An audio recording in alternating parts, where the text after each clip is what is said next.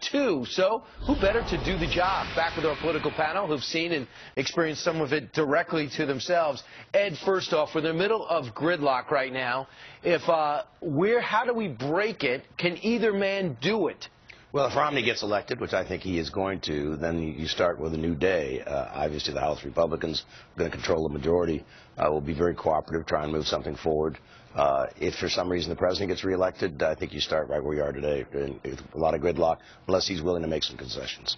Senator Bai, you left Congress. You were on 60 Minutes saying because nothing was getting done, everyone was so dug in. You got sick of it. Senator Snowe says the same thing in Maine. Do you see anything changing right now if President Obama gets another 4 years?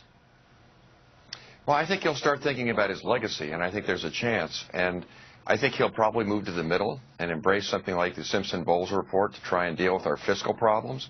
He'll need to make some compromises there, and entitlement reform won't be really popular with the base of the Democratic Party. But my guess is he'll be willing to do that. Two other areas I'd look at. Immigration reform.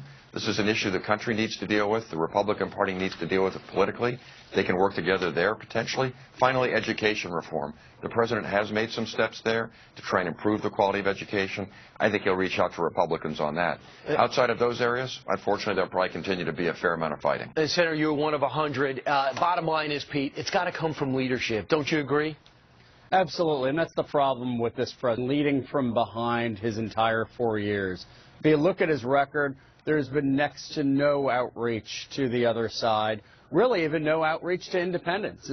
He's been solely about the liberal base, and that's why his policies have been disastrous for this economy, and they haven't worked. That's why we need a change. Here's both men on this very issue. Listen and we'll talk.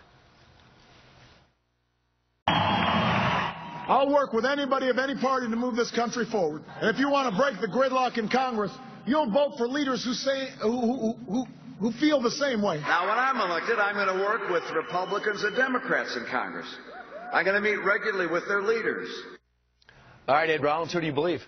Well, I believe Romney has that opportunity. The problem with the president is he hasn't done anything for his own party. He has not been out campaigning for senators or governors or congressmen who are running this time. They moved to Chicago. They ran his campaign for 2 years, spent more money than ever in the history of the country for any campaign, and didn't do anything to help Democrats. So my sense is he starts from ground zero where he is today, which is a deep hole. And, Senator, that matters, doesn't it? I mean, it matters. You got to reach across the aisle. We might not get that story, but behind the scenes, that really ticks a lot of your party off when you're not there for them.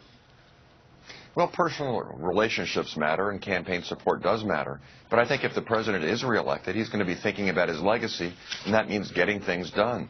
And in a divided Congress, he's going to have to reach out. Otherwise, we'll just continue to have this gridlock. I don't think that there'll be any choice for either man, except for either man to reach out if they want to accomplish anything. Senator, who cares about anybody's legacy? I mean, it's got to be about the country, but I understand that you're telling what happens to be the truth. And real quick, Pete, John Boehner on yesterday with Bill Hammer said essentially, I am not budging. If I'm still Speaker, that's the American people telling me we like what the House is doing. Is that right? I think so. I mean, this is a country that no longer wants to be crippled by debt. You know, we have $16 trillion of debt, 11 of it due to President Obama. I think John Boehner and the House needs to hold firm. It's going to be an exciting day, an exciting Wednesday. Senator Bai, thanks so much. Pete Snyder, great job. And Ed Rollins, always great to see you. And it'll be a long day. Thanks so much. I'm going to toss way